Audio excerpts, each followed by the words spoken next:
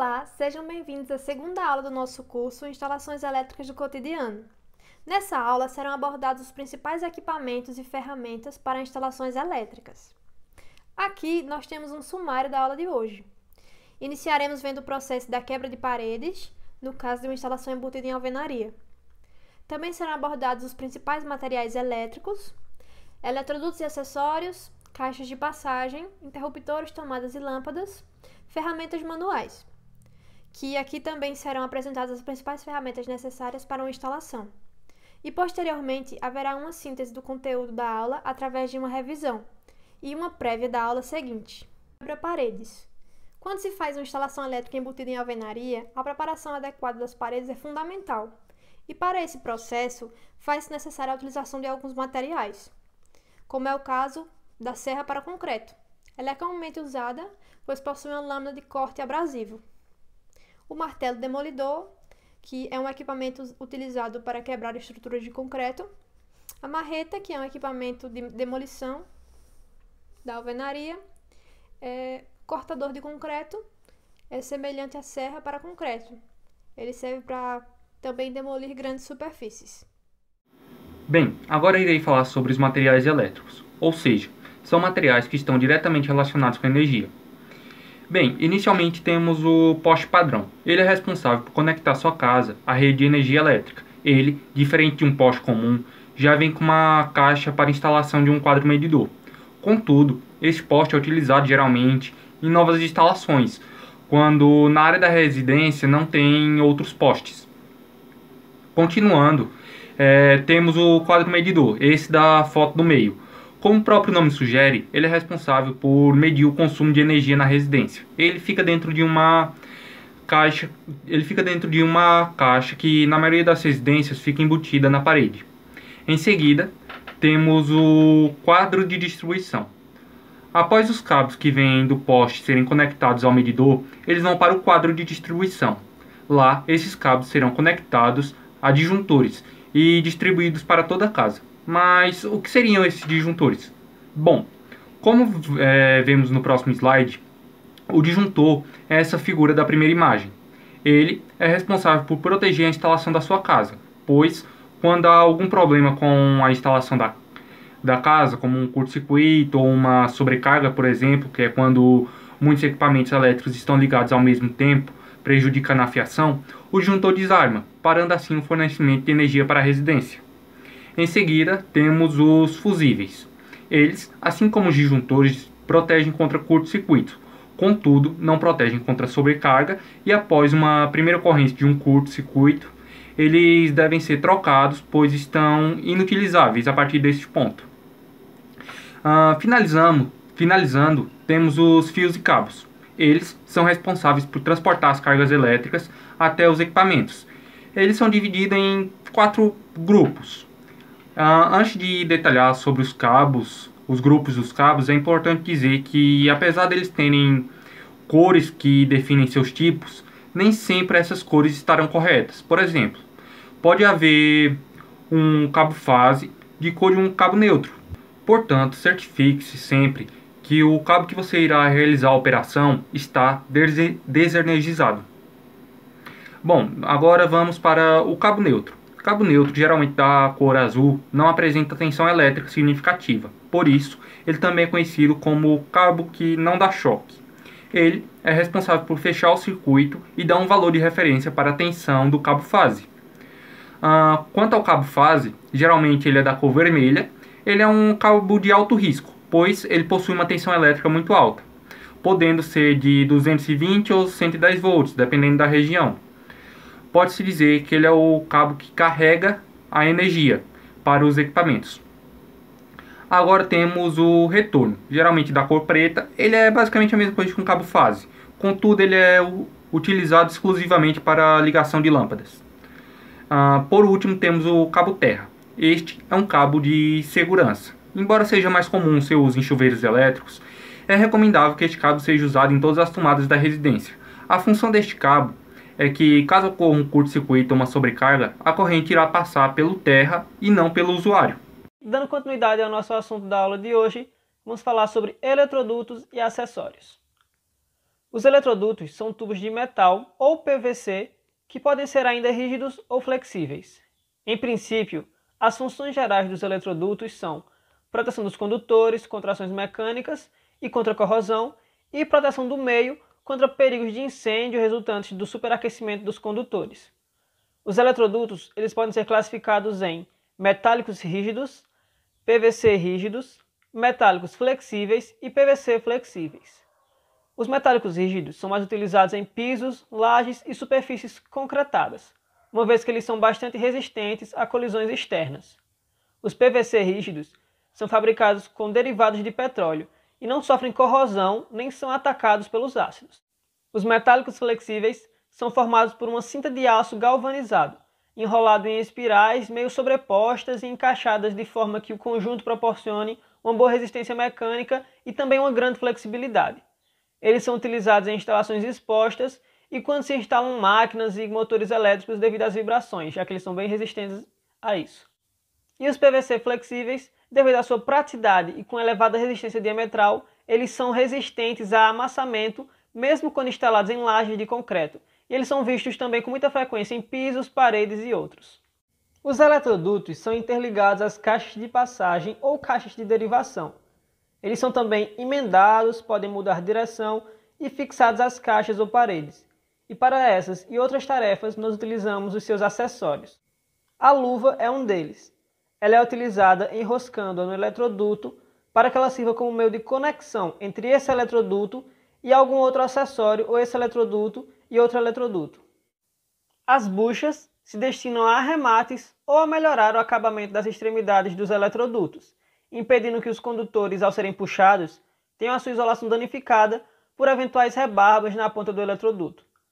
As arruelas, também chamadas de contrabuchas ou porcas, possuem uma rosca interna e são colocadas externamente às caixas, servindo como um contraperto para a bucha para fixar o eletroduto, com a parede da caixa. A bucha fica de um lado e a arruela fecha do outro. Já as curvas são utilizadas para fazer com que a direção da rede de eletrodutos mude.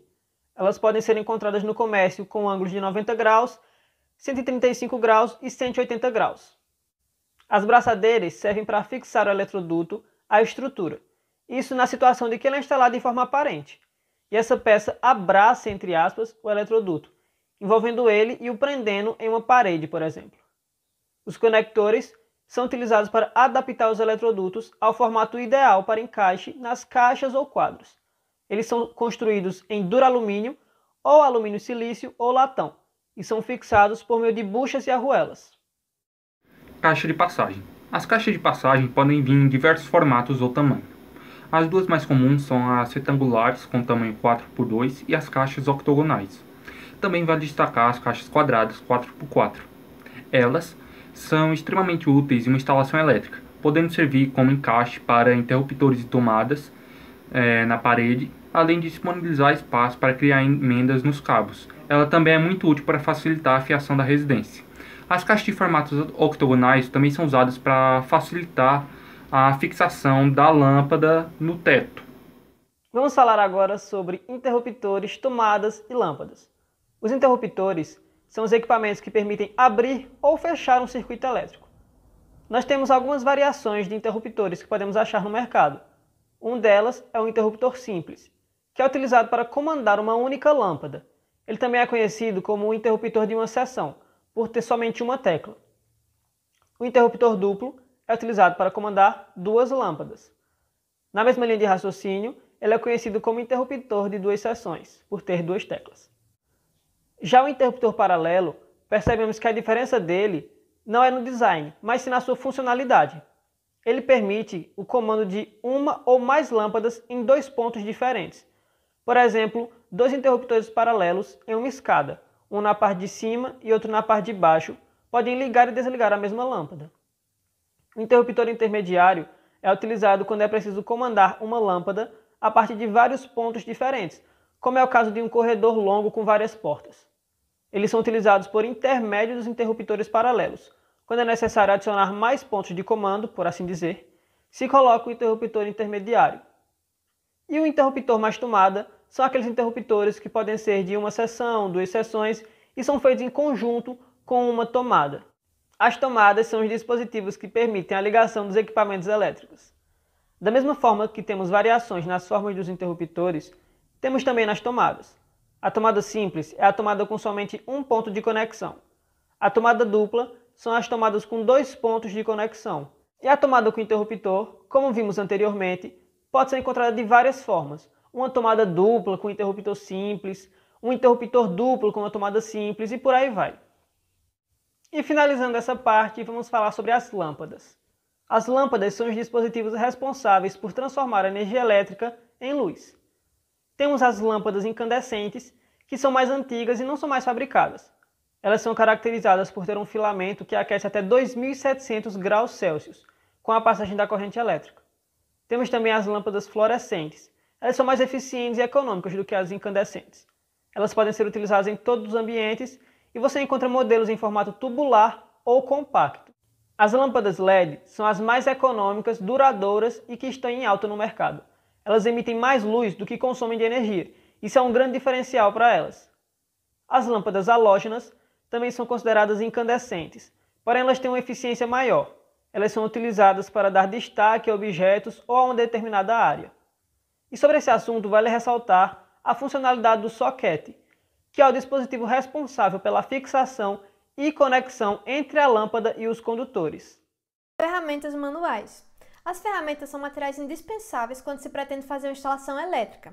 Algumas das principais ferramentas são a chave de fenda, que é utilizada para apertar e afrouxar parafusos de fenda, a chave Phillips, que serve para apertar e afrouxar parafusos em formato de X, alicates, que são materiais de extrema importância para fazer cortes e dobraduras em materiais duros com mais facilidade.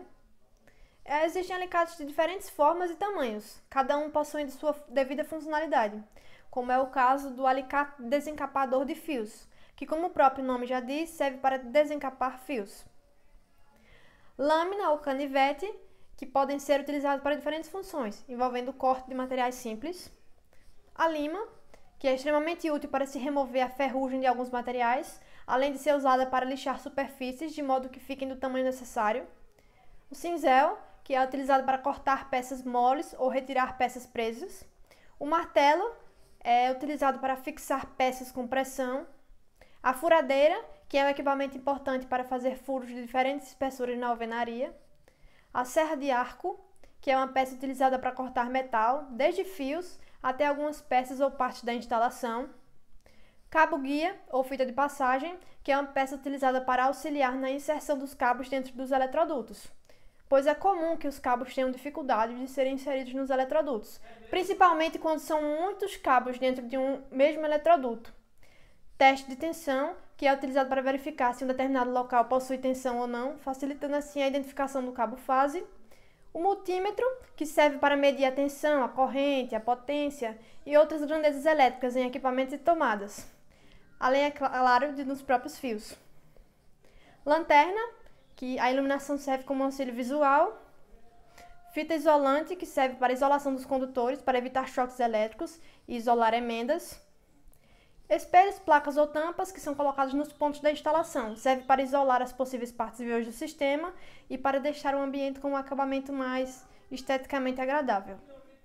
Os assuntos da nossa aula de hoje foram esses. E como de costume, iremos fazer uma revisão por meio desse mapa mental.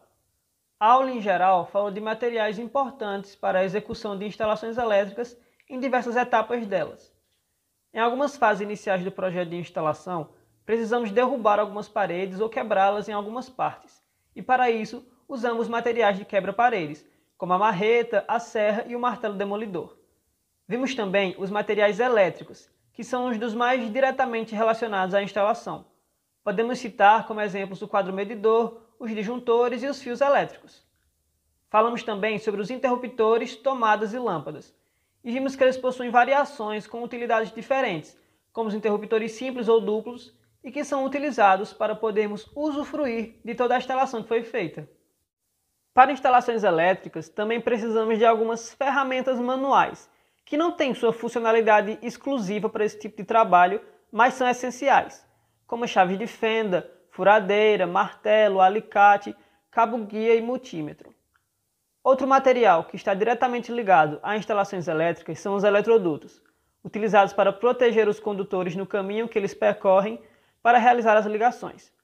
Vimos que eles podem ser caracterizados entre eletrodutos de PVC ou metálicos, podendo ser rígidos ou flexíveis. E por fim, mas não menos importantes, temos as caixas de passagem, que são utilizadas para a passagem, organização e distribuição dos cabos e fios elétricos por meio dos eletrodutos. E aprendemos que elas possuem diversos tamanhos e formatos, que variam conforme a necessidade. Estamos encerrando agora a nossa segunda aula, mas antes daremos uma prévia da nossa próxima aula. O tema dela é medidas, procedimentos e equipamentos de segurança. Lembrando que toda semana teremos aulas novas. Obrigado por acompanhar a aula e contamos com sua presença nas próximas aulas. Aqui tem os contatos para uma eventual dúvida com relação aos assuntos abordados em aula.